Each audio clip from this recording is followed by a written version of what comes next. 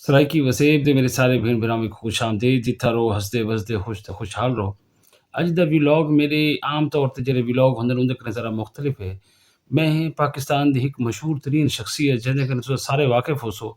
असां भी ओहको बचपन कन्नै लेदे आंदे हैं। उंदा नाम अदील हाशमी है। अदील हाशमी दा तारुफ जेह्ड़ा है ओह सिर्फ ओह उंदी अपनी ज़ात नहीं बल्कि वह एक बहु वड्डे आदमी का नवासा है। फैज़ अहमद फैज़ के नाम कने कौन होसी जरा जानदा होसी। फैज़ अहमद फैज़ पाकिस्तान का बल्कि उर्दू अदब का एक बहु वड्डा नाम है, बहु वड्डा शायर है।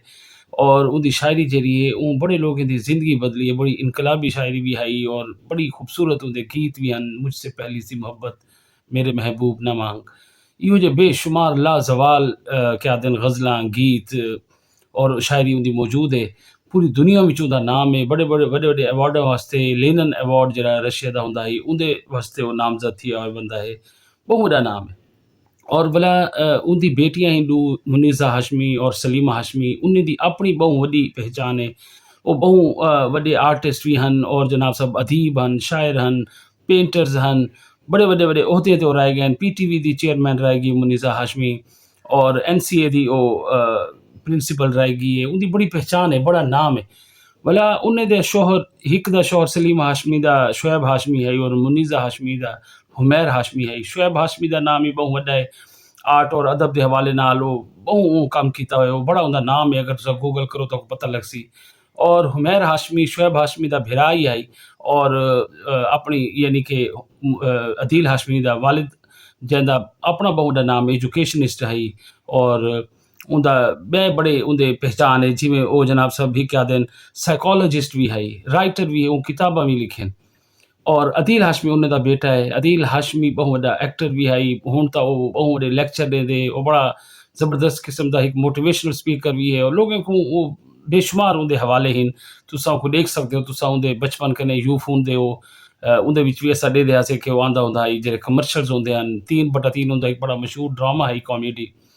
और यानी ये सारा कुछ दस्सण दा मतलब ये है कि इतने बड़े लोग, इतनी बड़ी पहचान वाले लोग, इतने बड़े बैकग्राउंड रखने वाले लोग, जिन्हें दे बारे सारी राय ये होंदी है कि यार ये बड़े सुलझे हुए लोग हैं और जनाब साहब ये बड़े अपने मामलात को ठीक तरीके नाल चलाने वाले लोग हैं। इन्हें नाल क्या बुराई थी सकती है या क्या क्या इहदे नाल कोई ज़्यादती थी सकती है। उन्हें दा अदील हाशमी दा एक इंटरव्यू हिक दो बार पहले सामने आया जिहदे विच उन दस्से कि जरा स्कूल विच पढ़दा है 7वीं क्लास विच आई तो उनदे नाल जेह्ड़े उनदे सीनियर लड़के हैं जिनसी ज़्यादती करदे रह गए और वो इतना मजबूर है, इतना क्या आखदे हो तुसां ओको कि बेबस है कि वो उन्हें दे अगों मज़ाहमत नहीं कर सकदा। वो जनाब सब ई चीज़ दा ज़िक्र अपने पेरेंट्स नाल नहीं कर सकदा। और वो पेरेंट्स जेह्ड़ा साइकोलॉजिस्ट होंदे जिहदा तां कम ही इहो है कि वो जेह्ड़े बच्चे परेशान होंदे न या इंसान जेह्ड़े हैं वो ज़हनी तौर ते कन्फ्यूज़ होंदे न या कई मसले च उलझे होए होंदे न तां उनको वो ना सिर्फ उन्हें को वो टैकल करदे न, उन्हें दी वो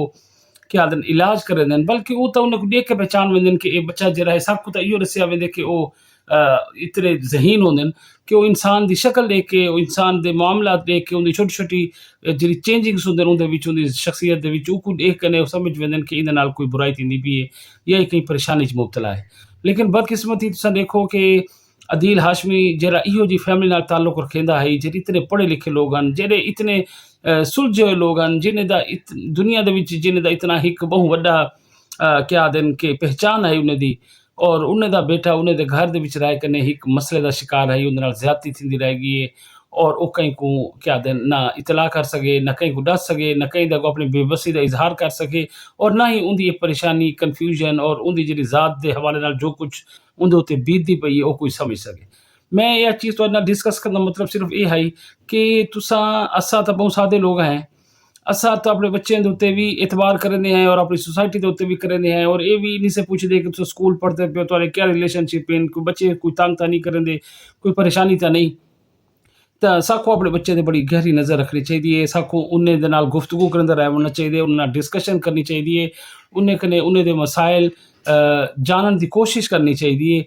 उन्हें को इतनी स्पेस और आज़ादी देनी चाहिए कि वो सारे नाल गुफ्तगू कर सकें। अपना खौफ जो है अपने बच्चों के उत्ते इतना मुसलत नहीं करना चाहिए कि वो कहीं परेशानी च मुबतला होवें या उन्हें दे उत्ते ज़िंदगी च कोई कठिन दौर चलता पिया होवे और वो उनका इजहार भी तुहाडे सामने ना कर सकें। क्योंकि अगर तुहाडे सामने इजहार ना करे सन तो इथा ही एक बुनियाद ही गलत पाए वैसी।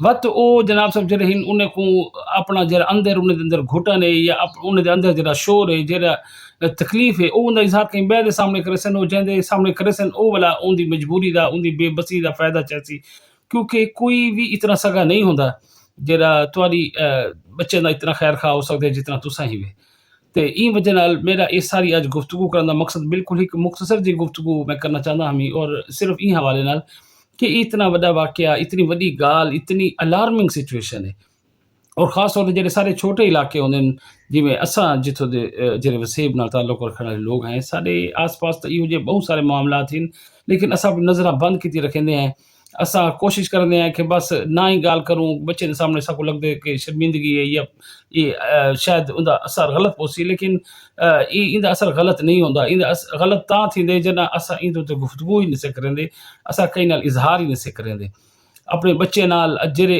केह्ड़े हालात जो पढ़दे पे न स्कूल दा माहौल किहो जिहा है अगर वो कहीं मदरसे च पढ़दे न तो मदरसे दा माहौल क्या है जेह्ड़े उस्ताद होंदे न टीचर्स होंदे न उंदे नाल राबता रखना और उन्हें नाल गुफ्तगू करेंदे रहे बनना ये बहुत ज़रूरी ही वे और ये अदील हाशमी जैसा बंदा जेड़ा इतना यानी कि मैं तो ये चीज़ को कहीं सोच ना भी सकता मेरा ज़ाती तौर पे बहुत ज़्यादा फैज़ साहब की फैमिली नाल ताल्लुक रह गए मैं उत्थों बहुत आंदा वेंदा रह गया हूँ मॉडल टाउन जितना मेरी रिहाइश है वो उन्हें दी रिहाइश भी उठाई है और काफ़ी सारे मुज़ाकरे मुबाहिसे का मुशायरे जिथा उन्हें नाल मिलन दा भी इतफाक है लेकिन कहीं सोचा नहीं बन सकता तो ये जेह्ड़ी वाकया इतने सालें बाद अज हुण लोगों के सामने आके इजहार किते उंदे च हिम्मत पैदा थी तो ये आके आके यार मैं मेरे वालदैन मेरे नाल गुफ्तगू नहीं की लेकिन मैं अपने बच्चे को जो स्कूल भेजन लगा तो मैं उहदे नाल बह के गुफ्तगू भी की वो दस्सिया भी है उहदे कन्नै पुज्जिया भी है कि अगर कोई इहो मसला होवे कोई परेशानी होवे तो तू मेरे नाल ज़रूर डिस्कस करी मैं तेरे नाल हाँ मैं जानदा कि इहो जे हालात पैदा थी सकते हैं लेकिन अगर